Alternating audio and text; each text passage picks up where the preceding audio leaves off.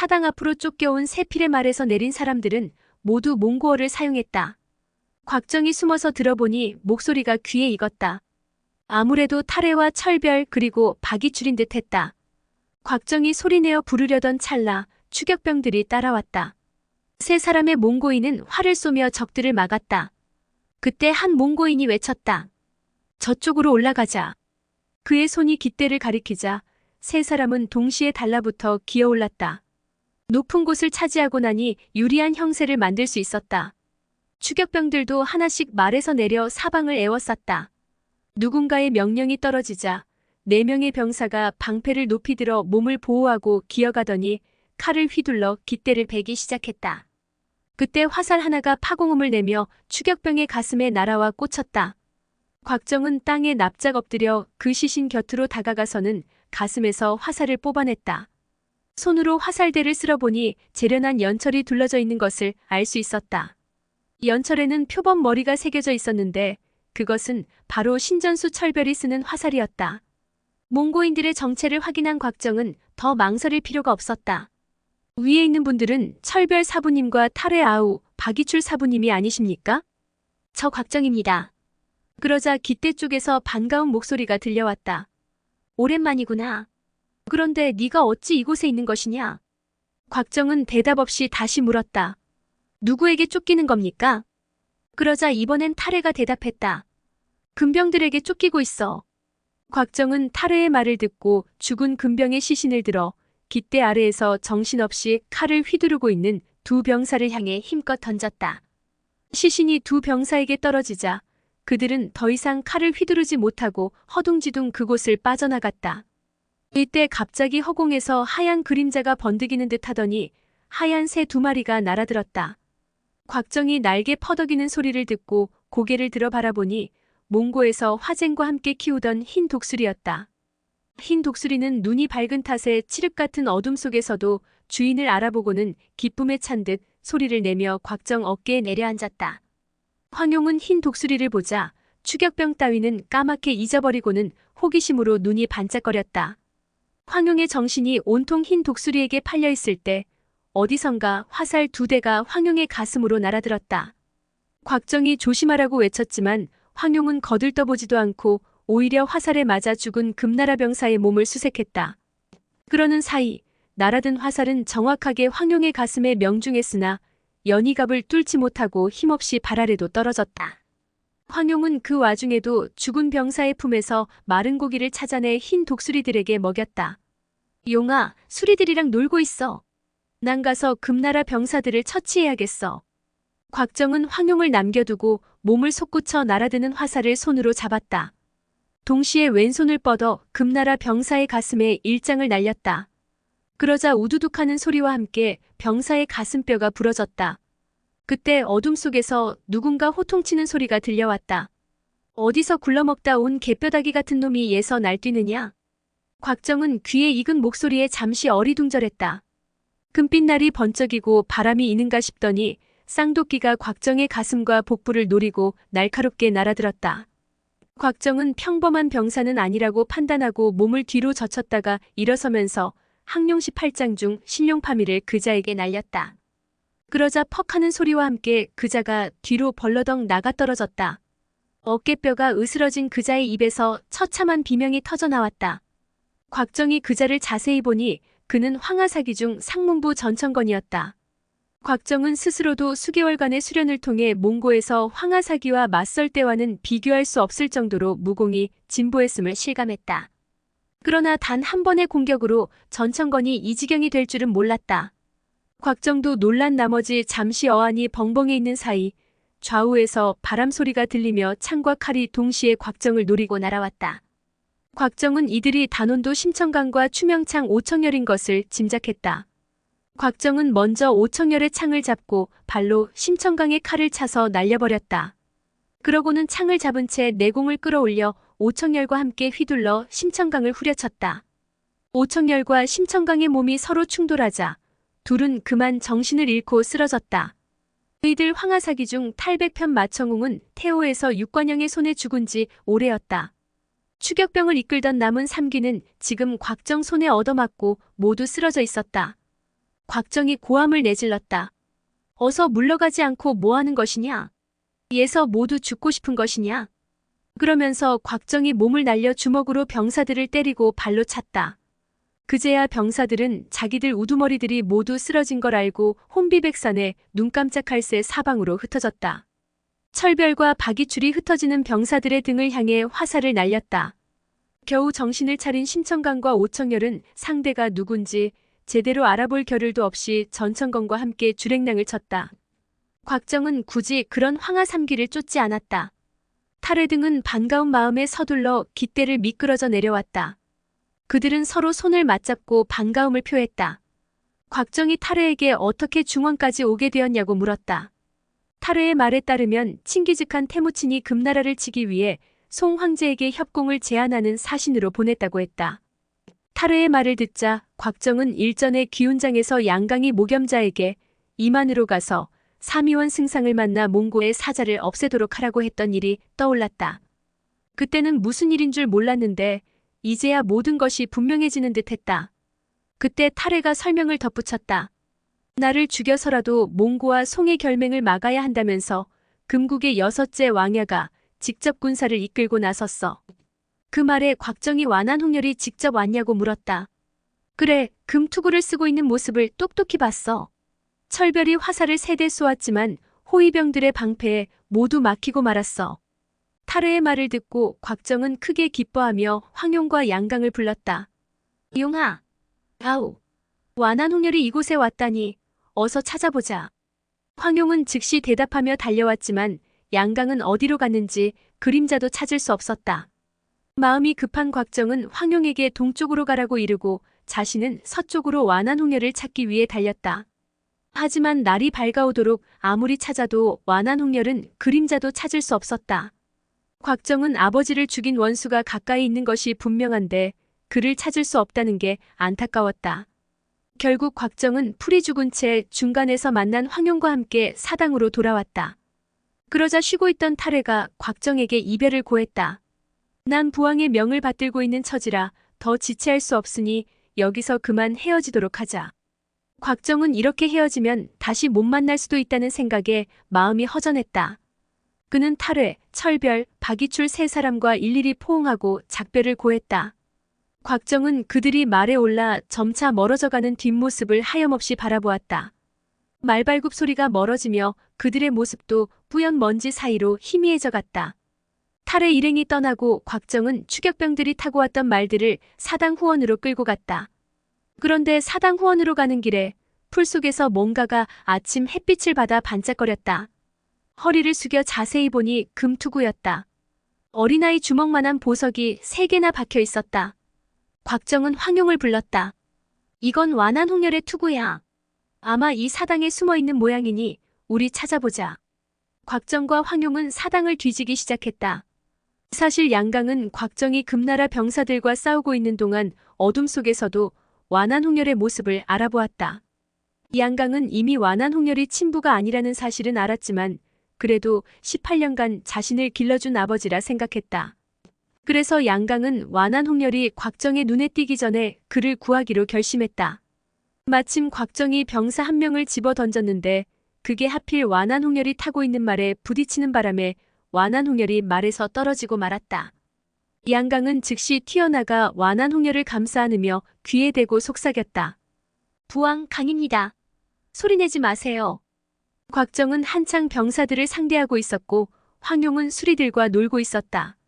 어둠 속에서 양강이 완한홍렬을 감싸고 사당 후원으로 숨는 것을 아무도 눈치채지 못했다. 양강은 서쪽 사당의 문을 열고 완한홍렬과 소리 없이 숨어 들어갔다.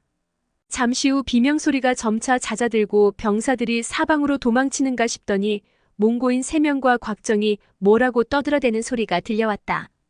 그때 완한홍렬이 양강에게 물었다. 강아, 네가 어찌 이곳에 있느냐? 일이 공교롭게 되었습니다. 저 곽가가 일을 이렇게 만들어 놓았습니다. 완한홍렬은 아까 맨몸으로 황하사기와 병사들을 짓밟는 곽정이 참으로 엄청난 무공을 가진 듯 보였다. 만일 들키기라도 하는 날이면 목숨을 부지할 수 없다는 생각에 온몸에 오싹 소름이 돋았다. 부왕, 지금 나가면 저들과 맞닥뜨릴 수도 있습니다. 우리가 여기에 있을 줄은 생각도 못하고 있을 테니 잠시 기다렸다가 저들이 다른 곳으로 간 다음에 탈출하는 것이 좋겠습니다. 그 말에 완한홍렬이 고개를 끄덕였다.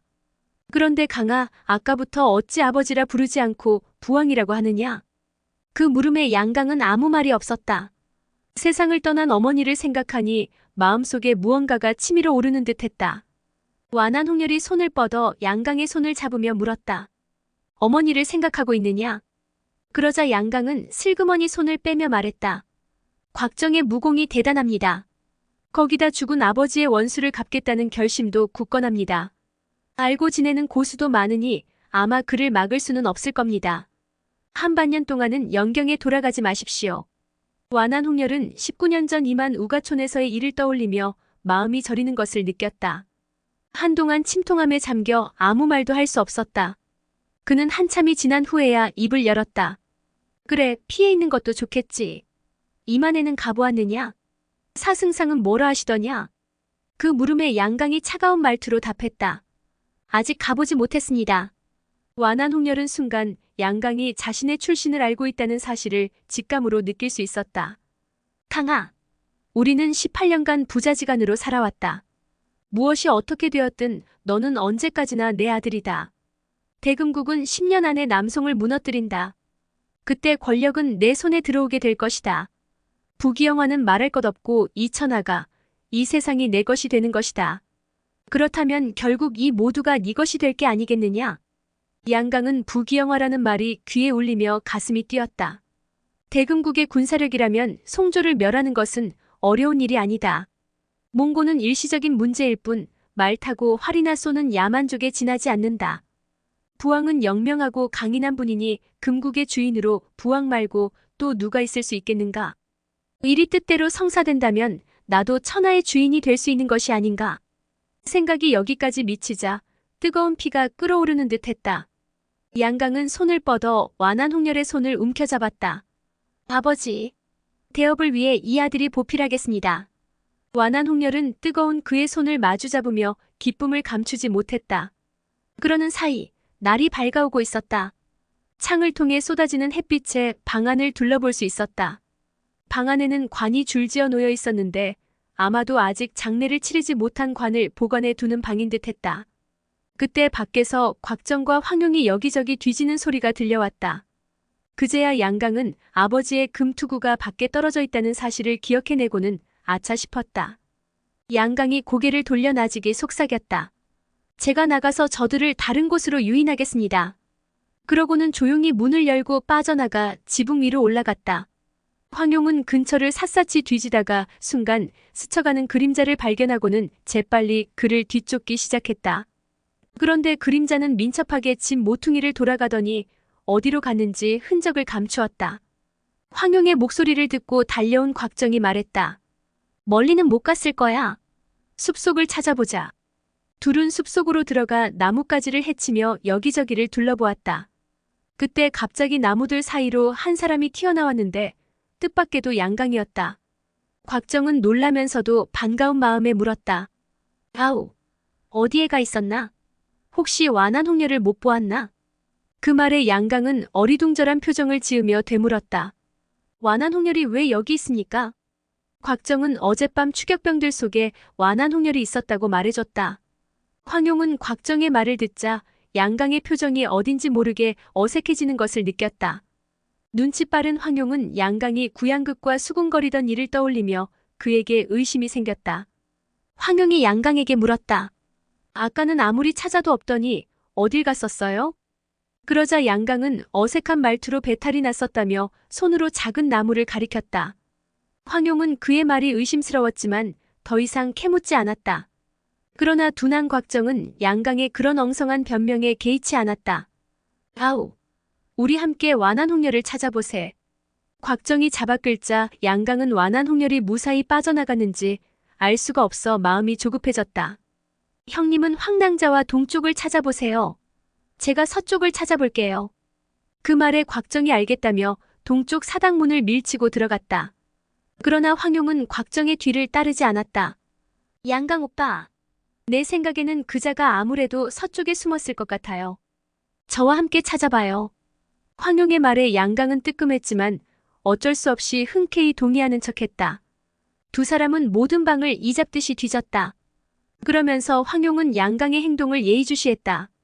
양강은 문 입구에 먼지가 쌓이고 거미줄이 쳐져 있는 곳만 골라 천천히 살펴보고 있었다. 그런 모습을 보면서 황용의 의심은 점차 확신으로 변해갔다. 서쪽 사당에 이르니 바닥에 먼지가 쌓여 있는 가운데 발자국이 여럿 남아 있었다. 문에 먼지가 끼어 있었으나 문을 여닫은 손자국이 뚜렷했다. 그걸 보고 황용이 여기 있다고 소리쳤다. 황용의 짧은 외침을 듣고 곽정은 크게 기뻐하며 달려왔고 양강은 조바심치며 달려왔다. 두 사람이 도착하자 황용이 문을 걷어찼다. 그런데 방 안에는 수많은 관만 죽 늘어서 있을 뿐 완한홍렬의 모습은 어디에도 보이지 않았다. 양강은 완한홍렬이 이미 빠져나간 것을 확인하고 내심 안도하면서 들으라는 듯 큰 소리로 완한홍렬을 욕하며 찾기 시작했다. 그 모습을 보고 황용이 가볍게 콧방귀를 꼈다. 황용은 멀리 도망가지 못했을 거라며 어서 찾으러 가자고 했다. 세 사람이 막 돌아서는데 갑자기 뒤쪽에서 부스럭거리는 소리가 났다. 세 사람은 깜짝 놀라 다시 뒤를 돌아보았다. 관 하나에서 뭔가 미세하게 움직이는 소리가 들렸다. 그 순간 양강이 갑자기 밖을 가리키며 소리쳤다. 아, 저기 그놈이 도망치고 있습니다. 그러면서 몸을 돌려 밖으로 뛰쳐나가는데 황용이 얼른 그의 손을 꺾으며 혈도를 틀어주었다. 허튼 수작 부리지 말아요. 양강은 팔이 꺾여 꼼짝도 할 수 없었다. 이게 무슨 짓이오? 양강의 물음에 대답한 것은 뜻밖에도 곽정이었다. 그놈은 관 안에 숨어 있는 게 틀림없다. 그러면서 성큼성큼 걸어가 관 뚜껑을 열고 완한홍렬을 끄집어내려 했다. 그런데 그때 관 속에서 여자 신음소리가 들려왔다. 세 사람은 깜짝 놀라 모골이 송연해졌다. 곽정은 손에 내력을 끌어올려 관 뚜껑을 뜯어냈다. 그런데 이상하게도 별로 힘을 주지 않았는데도 관 뚜껑이 움직였다. 아직 못질을 하지 않은 관이었다. 곽정은 혹시나 관 안에 적이 있으면 일격을 날리려고 팔에 공력을 모으고 있었다. 그러나 관 속에 누워있는 여인은 다름 아닌 모겸자였다. 곽정이 황용을 부르자 황용은 양강의 팔을 놔주고 달려왔다. 양강 역시 반가운 마음에 얼른 달려와 그녀를 부축해 일으켰다. 모겸자는 야위고 초췌해진 얼굴로 눈물을 쏟아내며 꼼짝도 못하고 있었다. 황용은 황급히 다가가 혈도를 풀어주며 어떻게 된 일이냐고 물었다. 모겸자는 너무 오랫동안 혈도가 제압당해 있었던지라 황용이 혈도를 풀어줘도 한참 동안 운기조식을 한 이후에야 서서히 몸을 움직일 수 있었다. 모겸자의 말에 따르면 양강을 대신해 매초풍에게 소식을 전하러 갔다가 해골 무더기 옆에서 구양극에게 붙잡혀 혈도를 제압당했다고 했다. 그날 푸른 옷에 괴인으로 위장한 황약사가 나타나 퉁소를 불어 매초풍을 구해주고 구양극의 첩들과 뱀을 부리는 수하들은 모두 통소 소리에 정신을 잃고 쓰러졌다. 구양극은 겨우 도망쳤는데 다음날 아침 첩들과 수하들이 깨어나 모겸자가 꼼짝 못하고 쓰러져 있는 것을 보고는 그녀를 구양극에게 데려갔던 것이다. 구양극은 여러 차례 모겸자를 탐하려 달려들었지만 모겸자는 죽을 힘을 다해 완강히 저항했다. 스스로 절세 무공을 지닌 풍류객이라 자부하던 구양극은 모겸자 역시 시간이 지나면 자기한테 넘어올 것이라는 자신감에 힘으로 겁탈하지는 않았다. 보은까지 온 구양극은 모겸자를 사당에 있는 관에 가두고 첩들을 시켜 용모가 뛰어난 명문가의 규수들을 찾아보도록 했다. 그 사이 정소저에게 눈독을 들였다가 홍칠공이 나타나는 바람에 곤욕을 치른 구양극은 서둘러 달아났다. 주위에 납치한 여자들이 하도 많다 보니 구양극은 그만 모겸자를 깜빡한 것이다. 만일 곽정 등이 완한홍렬을 찾다 모겸자를 발견하고 꺼내주지 않았다면 그녀는 꼼짝없이 산채로 관에 갇혀 굶어 죽고 말았을 것이다. 뜻밖의 장소에서 그리던 사람을 만난 양강은 기쁘기 그지없었다. 양강이 다정한 표정으로 모겸자에게 말했다. 좀 쉬고 있으시오. 가서 물을 좀 끓여오겠소. 그 모습에 황용이 웃으며 양강을 말렸다. 오빠가 무슨 물을 끓인다고 그래요? 나랑 곽정 오빠가 갈게요. 황용은 두 사람이 그간의 일을 편히 이야기할 수 있도록 자리를 피해줬다. 황용이 밖으로 나와 곽정의 소매자락을 끌어당기며 소곤거렸다. 우리 저들이 무슨 얘기를 하는지 들어봐요. 곽정이 황용을 말리려 했으나 말을 들을 황용이 아니었다. 그녀는 지붕으로 뛰어올라 귀를 기울였다. 그때 안에서 목염자의 가시 돋친 목소리가 들려왔다. 어젯밤 두 사람이 하는 이야기는 모두 들었어요. 그런 자를 아버지라고 한 것은 예정 때문에 그럴 수 있다고 생각해요. 하지만 분수에 넘치는 욕심 때문에 자기 부모를 죽인 자를 어찌. 목염자는 감정이 북받쳤는지 여기까지 얘기하고는 더 이상 말을 잇지 못했다. 양강은 어떻게 상황을 수습해야 좋을지 몰라 웃으며 다정한 말과 함께 목염자의 손을 잡았다. 그러자 목염자가 만지지 말라며 양강의 따귀를 올려붙였다. 따귀 때리는 소리가 어찌나 큰지 소리가 밖에까지 울렸다. 황용은 깜짝 놀라 싸움을 말리려 얼른 안으로 들어갔다. 말로들 하시지 왜 이러세요? 흘깃 보니 양강의 뺨이 벌겋게 부어있고 목염자는 창백한 얼굴이었다. 황용이 뭐라 말하려는데 양강이 소리쳤다. 그래, 새 남자가 생겼다 이거지. 구양극인지 뭔지 아는 자가 그렇게 마음에 들었어. 그 말에 목염자는 기가 막혀 손발이 떨리면서 곧 쓰러질 것만 같았다. 보다 못한 황용이 끼어들었다. 양강 오빠, 그런 말씀 마세요. 언니가 구양극을 좋아했다면 그자가 왜 언니의 혀를 찍어 관 속에 가뒀겠어요? 양강이 화난 목소리로 말했다. 본심이든 아니든 이미 납치되어서 정절을 잃어버린 사람인데 내가 어찌 다시 받아들일 수 있겠소? 목염자는 기가 차 말문이 막힐 지경이었다. 내가 정절을 잃었단 말인가요? 그러자 양강이 싸늘하게 말했다. 그자와 며칠을 지냈는데 그자가 가만히 두었을까? 그 말에 목염자는 그러잖아도 굴욕스러워 견딜 수가 없던 참인데 양강의 말에 더 견디지 못하고 피를 토하며 쓰러지고 말았다. 양강도 자기 말이 너무 지나쳤다고 생각했지만 목염자가 자신의 비밀을 알고 있으니 어쩔 수 없었다. 만일 자신을 의심하던 황용이 그 사실을 알게 되면 목숨을 부지하기 어려울 것이라는 생각이 들었기 때문이다. 양강은 어수선한 틈을 타 슬그머니 방을 나와 후원을 통해 담을 뛰어넘어 달아났다. 목염자는 황용이 한참 동안 가슴을 쓸어주고 나서야 깨어났다. 정신을 차린 목염자는 아무 일도 없었다는 듯 중얼거렸다. 지난번에 준 비수 좀 빌려줘요.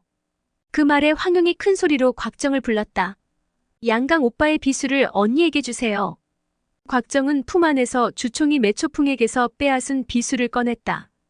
비수는 얇은 가죽에 쌓여 있었는데 가죽에는 바늘로 찔러 새긴 작은 글씨가 빼곡했다. 곽정은 그것이 바로 구음진경 학권이라는 사실도 모른 채 아무렇게나 품속에 쑤셔넣고는 비수를 목염자에게 건네주었다. 황용도 품 안에서 비수를 꺼내며 말했다. 오빠의 비수는 내가 가지고 있으니까 양강 오빠의 비수는 언니가 가지고 있으세요. 언니, 잠깐 다투는 것은 아무것도 아니에요. 너무 상심하지 말아요. 저랑 오빠는 영경의 완한 홍련을 찾으러 갈 건데 언니도 별일 없으면 마음도 풀 겸 우리랑 함께 가요. 양강 오빠도 반드시 따라올 거예요. 그제야 곽정은 양강이 생각났다. 아우는 어딜 갔지? 황용은 혀를 날름거리며 장난스럽게 말했다. 언니를 화나게 한 덕에 언니에게 따귀를 한 대 얻어맞고는 달아났어요. 목염자가 굳은 표정으로 말했다. 완한 홍련은 반년 정도는 영경에 나타나지 않을 테니 두 분도 갈 것 없어요. 그자는 두 분의 복수를 두려워하거든요. 그러고는 힘없이 일어나던 목염자가 목맨 목소리로 말했다. 그럼 부디 안녕히. 목염자는 얼굴을 가린 채 방문을 뛰쳐나가더니 두 발을 힘껏 굴러 지붕 위로 올라갔다. 황용은 아무래도 마음이 놓이지 않는 듯 담을 뛰어넘어 목염자를 뒤쫓았다. 멀리 버드나무 아래에 목염자의 뒷모습이 보였다. 그런데 햇빛에 칼날이 번쩍하는가 싶더니 그녀가 비수로 자기 머리를 겨누고 있었다. 황용은 그녀가 자결하려는 줄 알고 안 된다고 소리치며 달려갔지만 거리가 너무 멀었다. 그런데 목염자가 비수로 내려친 것은 자기 목이 아니었다. 목염자는 왼손으로 자신의 머리채를 잡더니 오른손으로 비수를 휘둘렀다. 이어 잘려진 머리카락 한 움큼을 땅에 내던지고는 뒤도 안 돌아보고 멀어졌다. 황용이 몇 번이고 불러보았지만 그녀는 듣지 못한 듯 멀어져만 갔다. 황용은 정신이 빠진 듯 멍하니 멀어져가는 그녀의 뒷모습만 바라봤다. 머리카락 한 줌이 바람에 흩어져 주변에 논받치며 길가와 나무 끝으로 날리더니 흙먼지에 섞여 흐르는 시냇물에 떠내려갔다. 그날 밤 여생 등 개방 제자들이 홍칠공과 곽정, 황용을 위한 잔치를 열었다. 그러나 밤늦도록 홍칠공은 나타나지 않았다. 여생은 방주의 괴팍한 성질을 잘 알고 있는 터라 별로 개의치 않고 곽정과 황용 두 사람과 즐겁게 지냈다. 잔치가 끝난 후 곽정과 황용은 앞일에 대해 상의했다. 완한 홍렬이 영경으로 가지 않는다니 당분간은 찾기 힘들 테고 도화도의 약속 날짜가 코앞에 닥쳤으니 일단 가흥으로 가서 여섯사부와 그 일을 상의하기로 했다. 다음 날 새벽 두 사람은 나란히 말에 올라 남쪽으로 향했다. 오늘의 영상은 여기까지입니다. 영상이 도움이 되셨다면 구독과 좋아요, 알람 설정 부탁드립니다. 시청해주셔서 감사합니다.